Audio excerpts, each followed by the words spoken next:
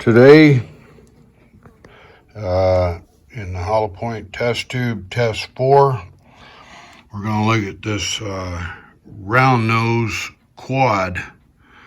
Now, we're going to get our speed test on it first. We're loading with 7 grains of power pistol. These average 215 grains. We're taking our load reference from the parent cast, which is this 452374. Here the load is for 225 grains. Ours is 215. We're in power pistol again. So we're going to run them at 7 grains of the power pistol. We've run these before in the T3 test. 7 grains of the round nose tricorn, which is just a tad bit heavier, I think. I don't have that weight here, but 7 grains gave us 872. I think those were 218 or 219 grain. But anyway, we're 215 grain, so we might see 880 or something in that number. Closer to 900, the better I like it. So let's run these through the chronograph, see if we can make them group on the target, and then we'll load up and head for the test tube. Okay, I got the camera up here by the, what's that thing? The chronograph. Glad it's written on the front or I'd forget. Anyway, you ought to be able to see better. I'll go back to 10 yards. I'll be shooting over you guys' heads, so duck, all right? Here we go.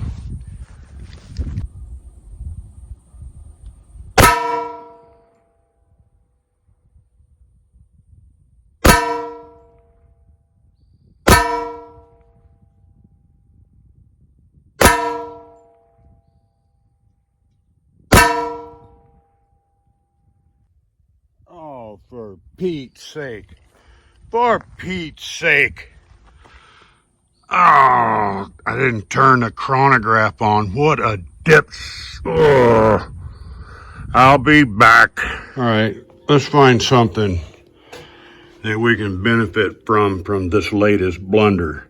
At least we get to look at the primers on this first experimental load on this quad round nose at 7 grains of power pistol. I don't see any problems here. I don't see any pressure. This last one looks like it's just come on, there. It looked a little bit flatter, but then on camera it don't look very flat at all, so I'm not gonna worry about this load. I'm gonna reload another string of 7 grains. Oh my gosh. All right, this next time, when I get the camera turned on, I want all you guys to holler at the same time. Turn on the chronograph, stupid! And we'll get through it, all right? I got some loading to do. I'll be back.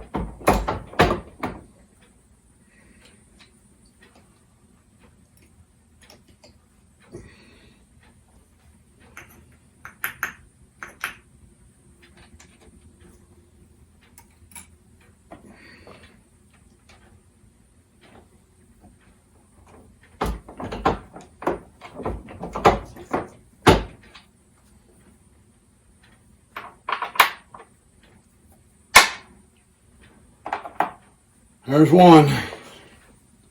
5 more times of that. All right, we're back. I turned that dang chronograph on before I turned this camera on, so I see a 0 in the window. The first string has been deleted, so let's do it again.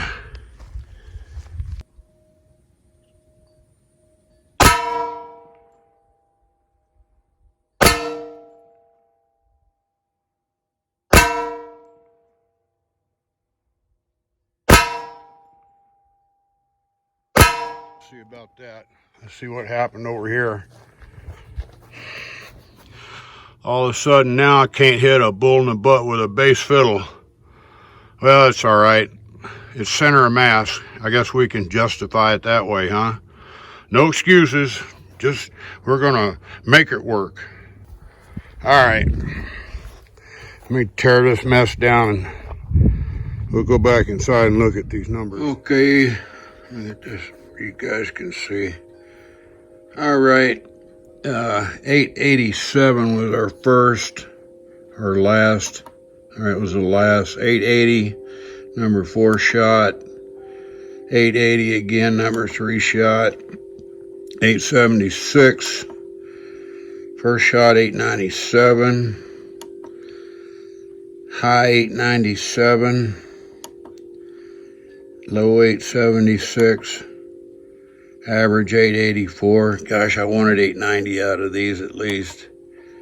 Extreme spread 21. Standard deviation 8. Well, it's a decent load. I can turn you off, you booger. All right, let's look at these cases.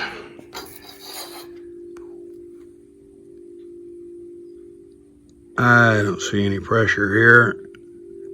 I have to think that if these things work in the tube okay, then I'm going to call this a good load, because I can trust one of my powder throws to throw pretty close to that 7 grains all the time if I run them on a progressive, you know, to make a batch of them. So, all right, let me get back over and load another string, and then we'll finally get to the water tube. I'll be back. All right, here we go. Watch down here around the end of the tube, and you'll see a flash of water go like that every time a hollow point hits that water column. It sends a pressure wave down there and bounces off that bottom back door. When it does, it kind of splits that gap a little bit where the seal is, and you'll see it squirt out. Okay, let's go.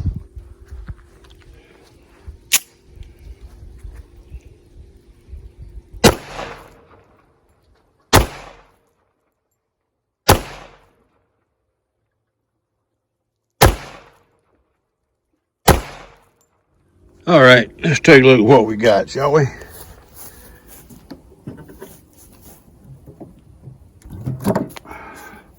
This bungee keeps those handles from blowing open from that pressure.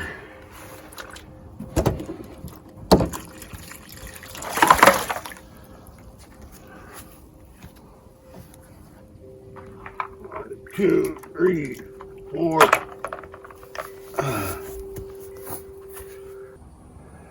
Let me take that other end off up there. Oh, there it is, right in the middle. How the heck did you stay up there? All right, let me go fish that one out. It's laying in the middle of the tube. Never seen that before. Well, this come out interesting. See that average of 884? Remember I told you I wanted to hit 900? Well, I'm afraid 884 ain't gonna get it. We're at a place called the bottom side of the operational window. I'll show you what I mean. Look at that. We're about halfway there, and we're about halfway not there.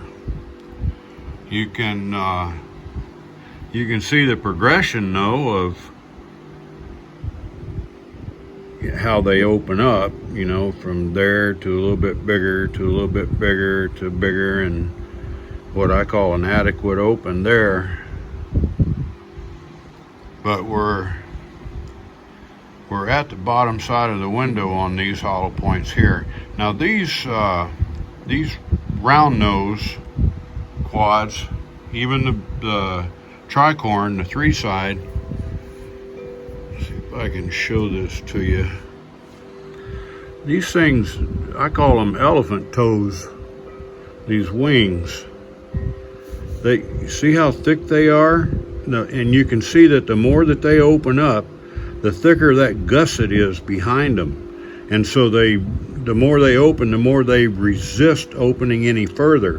And I like that characteristic using these hollow point pins.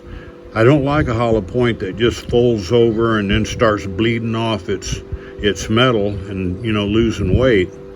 These things hold their weight, and I like that form right there. And you see how they hold out, they form their hollow point straight out from the shank of the cast. I can't think of a better situation for that. But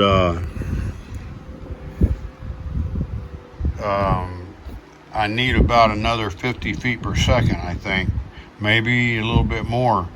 Now, according to this, if we were running this 225 grain round nose with 7 grains of the power pistol, we'd be looking at about 16,300. But since we're 10 grains lighter, I don't think I'm achieving even that pressure right there. Let's see, what is that? That's cup pressure. Damn, I hate cup. I wish they'd stay PSI with everything. Anyhow, what I've got to do is find out what can be done about changing powders, or preferably just increasing this powder and knowing exactly where we are pressure wise, because even though these primers look good, I don't trust primer estimation for pressure. I don't guess any of you guys do either. So here's what I'm going to do. This is not what I'm going to call a complete test and, you know, drop it right here. I want to see these things open up and all of them look like these over here. So I need a little help on the computer. Maybe some of you guys have quick loads, and you might want to put your 2 cents in and help me out here. But here's what I've got. There is the size and dimension of this. Can you see that's a square, the quad? There's that. They are 215 grains in weight. There's my case. I trim my cases to 890. They're RP plus P nickel 45 ACP, and my cartridge overall length is 1.238. What I'd like to do is see, can Power Pistol go any further without getting into the red zone? Do I need to get some W231 and try that? Or maybe Unique. Unique's always a good player, can make a lot of power and do it at low pressure too, because it's continuous burn like it does. So if you guys want to kick in here and give the old fat man some help, I sure would appreciate it. So that's it for today. We couldn't hit a bull in the butt with a bass fiddle, but still, most of them tried to associate with each other. And that's it. I appreciate you guys watching, and I really appreciate your comments. And I hope that maybe a couple of you will kick in with your computer programs and give me a little help on this thing. Watch that family. Watch them neighbors. Help everybody out if you can. And watch that 6, boys. Adios.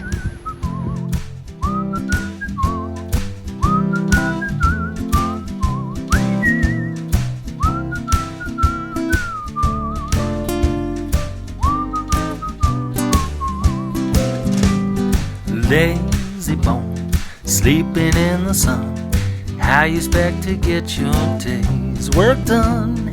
You never get your day's